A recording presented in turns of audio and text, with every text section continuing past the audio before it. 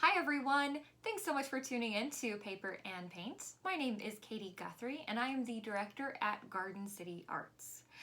So, over the next 5 weeks, this class is going to cover a plethora of information. We are going to take you from creating your own tools, from household materials, all the way through various forms of monotype printmaking to create decorative paper, to the end where we're going to take all of that beautiful paper that you made and turn it into functional art and some more traditional non-functional art that you hang on your walls. So, thanks so much for joining us. Today's session is really just an information session and kind of a prep session. Since this is a non-traditional setting for us here at Garden City Arts, and you're not going to be attending the program at the gallery, we want to make sure that you have all of the supplies that you need on hand when you need it. So, that's what this session is for. All right, first we're going to cover paper marbling because it is by far the simpler of the two. I'm going to talk for way less time. So traditional paper marbling, it is an ancient art form. You would take water and carrageenan or extractive algae and mix them together. What happens is it creates a more congealed substance that allows the paint or the ink that you apply to sit on the surface. There's more surface tension, so everything sits on top rather than sinking down low. So you have your giant vat of carrageenan water mix, that is a hard word to say, and then you would apply paints or inks and draw into the surface to create a design, take your paper and print it, and the surface that you created in the carrageenan water mix will be replicated onto your paper. Really simple process, right? If you have carrageenan. I'm going to show you some alternatives. I guarantee you don't have carrageenan in your cupboards. Not very many people in Kansas have extract of seaweed. So I'm going to show you some alternatives, some materials you can buy from the grocery store so that you can still do this project without the headache of getting the carrageenan balanced and mixed and letting it set for all the bubbles to get out. It's a long process. It's the process I used to make these two examples on my back wall. It's really effective, but also a bit more of a pain. So let's quickly talk about the two methods I'm going to show you in week 3 of this course. The first is a method that I use with kids. It's really effective, so ain't no shame in doing what the kids do. You'll see that you can get some really interesting designs. And this method involves shaving cream, that's it, and your paint or ink. Super simple and really effective. The other method I'm going to show you, I'm not quite as happy with. I'm still perfecting, so please don't judge me too harshly on these. I will have this process perfected better for week 3 and give you my tips and tricks. We are going to use liquid starch. That has kind of a congealed like texture to it. It's thicker than regular water, and it allows some surface tension for paint to sit on top. Some are not so successful. I had kind of a hard time with this method. Like I said, I'm going to perfect it before we get to week 3. Others were a little bit easier or turned out a little bit better. And one thing I'm going to recommend is before week 3, you get yourself some cardstock. I used thinner paper, and you can see probably wasn't the best choice of paper on my part. So cardstock, the heavier, the thicker the paper, probably the better that process will be. If you have shaving cream and you don't want to buy liquid starch, no stress. You can just use regular paper, and as you can see, the paper isn't messed up quite as much from the process. So that is paper marbling in a nutshell. Let's talk really fast about the tool that you'll need to create for paper marbling. If you want to create a really unified pattern, kind of like the hearts over there, then what you'll need to do is make yourself a comb. We're using toothpicks and a piece of corrugate or cardboard. If you look really close at cardboard, there's those little ripples in between. It's the corrugated paper. And so we're going to use that to our advantage and take toothpicks and push it in between those little slots. Do you see? And now we're giving it the teeth of our comb. I'm going to space them out, keeping it consistent, and go all the way across until I run out of toothpicks at least. And there we go. There's my comb. Nice and simple. That's all you have to do, and your prep work is already done for paper marbling. Done. Okay, we're gonna move on to talk about jelly plates next. This is the really fun part, the part that gets me excited. Okay, let's talk jelly plates. So, if you're unfamiliar with a jelly plate, no worries. They're quite simple. They're literally plates made out of jelly. And what this tool is used for is basically transferring information from the surface to a piece of paper. So you can apply paint, add texture, take paint off, do layers, like do multiple prints on the same piece of paper to achieve some really cool, interesting surfaces. So I'll just really quickly show you a few different examples. This one's a little crazy, but it has a lot of texture and color. Really, the sky's the limit with this process. You can do some really fantastic things. And as you can see, there are lots and lots of layers. There's lots of texture, and there's lots of color if you choose. So that's why jelly plates are one of my favorite things. They're quick, simple, and easy, and a lot of fun. Now that you know what jelly plate printmaking is, let's talk tools. Of course, you could buy your tools from the store. That's fine. But honestly, I'd rather make my own because one, they're cheaper, and two, I don't have to go to the store and hunt down like a specific texture or pattern that I'm looking for. So we're going to talk about creating tools with household materials that you can utilize for your printmaking. In the next clip, I'm going to show you what some of the tools I've already created kind of do to your jelly plate, or what kind of effects you can achieve with them. But before we get to that point, let's talk about the supplies you can use around your house to create your own tools. If you have a toilet paper roll, hopefully, you can use hot glue to create grooves and texture onto the toilet paper and then roll it across the surface. Keep in mind, when you are creating tools, you want to think about one thing. You need a raised edge, and you need some negative space, that raised edge and the negative space that will not come in contact with your plate. The reason for that is that when you are using this tool, you are trying to take paint off or maybe even put it on. So if you only have like a flat surface, not much is going to happen. It's just going to be flat. No texture, no patterns. So you can use toilet paper rolls to create some patterns and texture. You can also use like a solid card. I'm using a card that I think librarians use because my mom's a librarian and she gives me all of her good stuff. So you can draw on the surface with hot glue, and again, the raised areas will take the paint off, and the areas that are lower will not come in contact with that plate, so it'll create some interesting texture.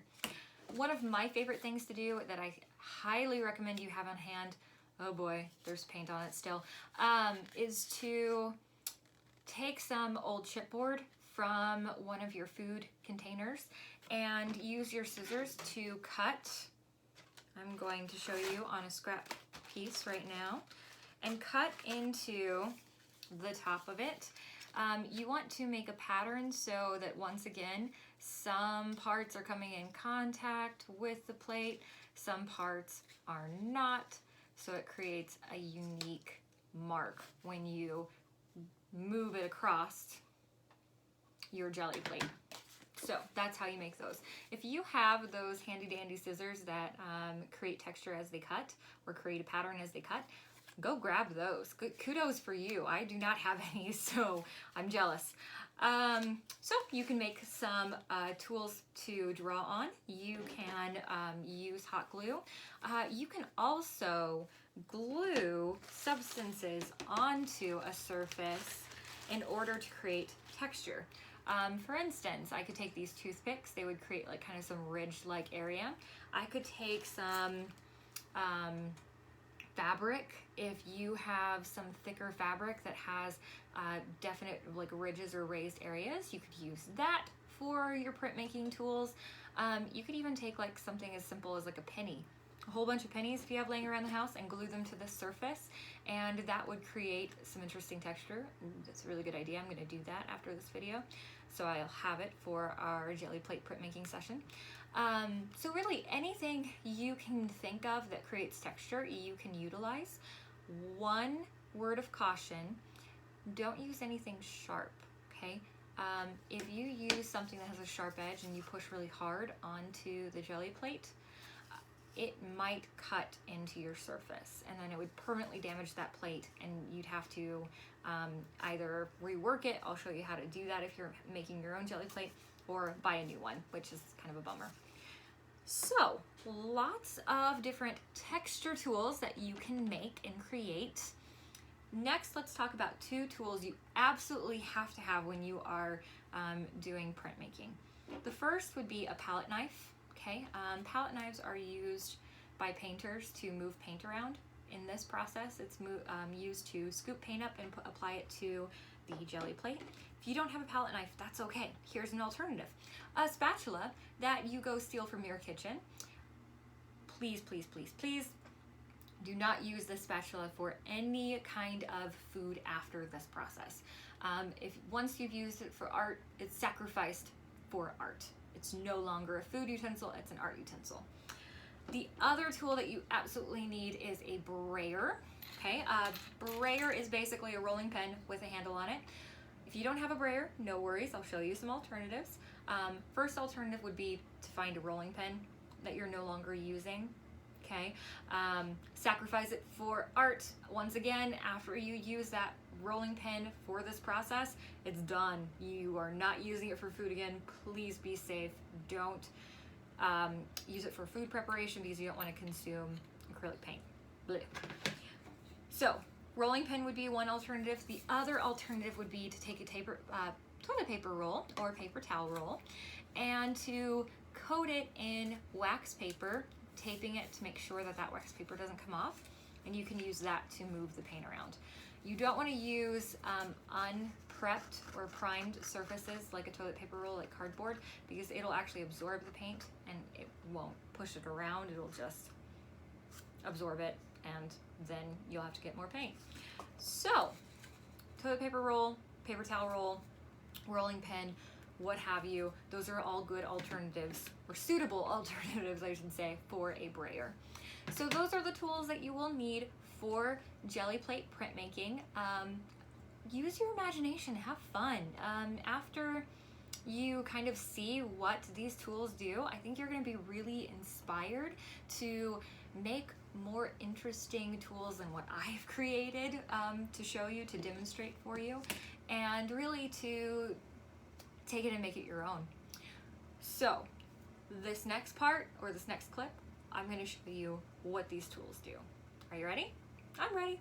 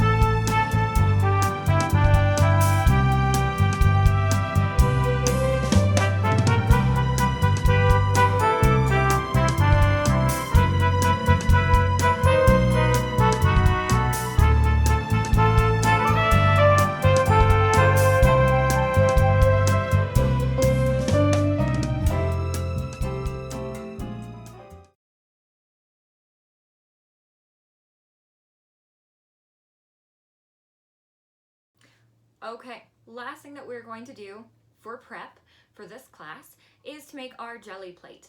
Now, if you bought one online from a store, you're good to go. You can stick around and still learn if you want to. It is really cool that you can make your own at home that actually work really well.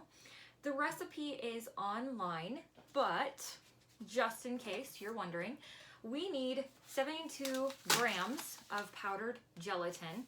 I use Knox gelatin, and the reason I put 72 grams, it's probably kind of confusing, is that each one of these little tiny packets is 7.2 grams of gelatin, so you just need 10 of them, and you're good. You also will need 7 ounces of glycerin. Who knew glycerin was so hard to find? I've never had trouble finding glycerin before, but it seemed like all the stores were sold out, Amazon was back ordered, so I had enough glycerin on hand to make one of these guys, but the demonstration for you today is not going to involve glycerin, it's going to involve water, all water. So that gets to the point. If you do not have glycerin, you can't afford to buy it, no stress. You can make them with water. This is the last plate that's off screen, and I'll show you in a second. However, you have to refrigerate it because it's not preserved. It doesn't last very long, and it's kind of a pain to work with. So it is an option, but using the glycerin really does help make it an actual jelly plate. I'll show you in a second. So 7 ounces of glycerin and then 9 ounces of distilled water. So bottled water, what have you. And then of course your container for your mold. So whatever container you choose. You could even do like a circular jelly plate if you wanted to. It'd be kind of cool. So remember, possibilities are endless, whatever you choose to do. So here is my store-bought jelly plate, blah, blah. And here is my jelly plate that I made with glycerin. Now, you can see that I probably made mine a little bit too thick. This is an 8x8, and I used the recipe that's online, that I posted online. It made more than enough for an 8x8 jelly plate. And you can see this difference of the thickness of these plates. Okay. I probably will fix this, and I'll show you how in a little bit. But this is what the jelly plate looks like with glycerin. You can see it moves the same. It doesn't break when you move it. It's awesome. Here's the jelly plate if you don't use glycerin and just use water. You can add a tablespoon of bleach as kind of a preservative to help you so that you don't get a moldy jelly plate. But as you can see, it's, well, maybe you can't see it, but the texture's all wrong. As I'm moving, there's a crack in it that's splitting, so it's coming apart. You have to be really careful with these, and I like kind of put them on like a solid base and then I don't move them. You can see the difference in the squishiness. This one is far firmer. This one is just a squishy mess, okay? So there's a huge difference. But if you only have gelatin and water, no stress, you can make it. I'm gonna show you how to make it today. So, the reason making jelly plates at home is so fabulous is that you can cut it up, put it in a bowl, reheat it, and it'll melt, and then you can recast it in a mold all over again. So there's lots of reasons why that's really great. Like one of your jelly plates, if you use all water, if it's, oh geez, this whole thing's falling apart. Do you know what? Let's just go for it. Let's just rip it all up. So you rip it all up, you throw it in the bowl, you reheat it, and you can fix any imperfections. So if there was like a whole bunch of bubbles on the surface, you can fix that. If you have a whole bunch of paint on it because you didn't clean it off properly, when you reheat it, the acrylic paint scraps will sink to the bottom and you can fish them out so that you'll have a clean, nice jelly plate. So break it apart, reheat it in microwave or even the oven. You can put it into the mold and then put it in the oven and turn it on a low heat, maybe like 325 or something like that for a few minutes, and it will reform itself. which is really cool. And I'm probably going to do that to this big, huge guy because he's a little too thick. I could probably make two the size of this easily, and it would probably work just the same as the store-bought one that's a little thinner. So that is kind of the reason, the differences between the three types of jelly plates. Store-bought, one made with glycerin, one made with water. That's kind of a sad mess. Those are the three types that you can make. We are going to quickly make some. I'm going to show you the process, that way you understand it. It involves cold and hot water and knowing when to mix them. Like I said, ran out of glycerin and it's on back order on Amazon. So I'm going to be using all water. You use the materials you have at home for this. So you'll need a trusty handy dandy spoon, you'll need your gelatin, you'll need your water, and you'll need a microwavable container for this. You'll also need your molds handy, okay? Really, you can use whatever you want as your mold. It needs to have a flat surface. If you look really closely on my really nice glycerin one, it says Tupperware on it because that was stamped in the bottom of the pan I used. So obviously I wouldn't print on that side, I'd print on the other side. So let's go ahead and get started.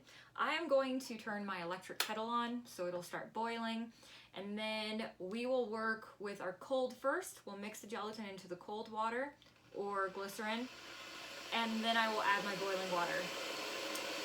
We might stop the video and then come back as soon as that's done boiling because that's kind of loud.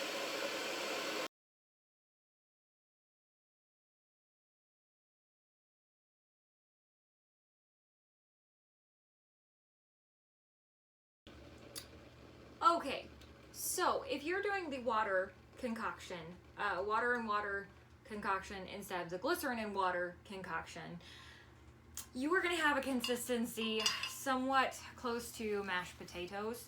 So this is the water and water consistency. Okay, it's going to be really fluffy and sound kind of weird, like bubbly. If you are doing the glycerin and water concoction, the one that will make the permanent plate that I highly recommend, it's going to be more of the consistency of like vanilla pudding. That's awesome. This is kind of sad, but it is what it is. I decided, I haven't really done the water one without adding more water, but I decided to just hold off and not put all the gelatin in. I only put in 6 packets instead of 4. For that amount of water, you're probably good. You can always add more water and add more gelatin if you feel like it's necessary, but you'll have a lot of jelly plates. So if you're doing this for a family, great. If not, 6 packets is good enough. Now, you're gonna take your water. I didn't think about this, but I don't have a measurement device to measure in 9 ounces of water. So, you know, since this is just a demo, I'm just gonna go with it. You are going to measure. So we'll just say that's good. If I feel like it's not, I'll add some more water in a second. And that water is going to liquefy your mashed potatoes, which is good because you don't want mashed potatoes. You want it to be liquid. And it should all turn into a nice liquid. It's going to be very bubbly. If you have any clumpy potatoes left, try to get those out with the spoon. I'm just going to give it a few stirs. I'm kind of stirring slowly because the more bubbles you have, the worse it is, the more bubbles you have to deal with at the end. I'll show you in a second what that means. So I'm just going to stir, and now that I have it all stirred up, I'm going to put just a little bit more water in.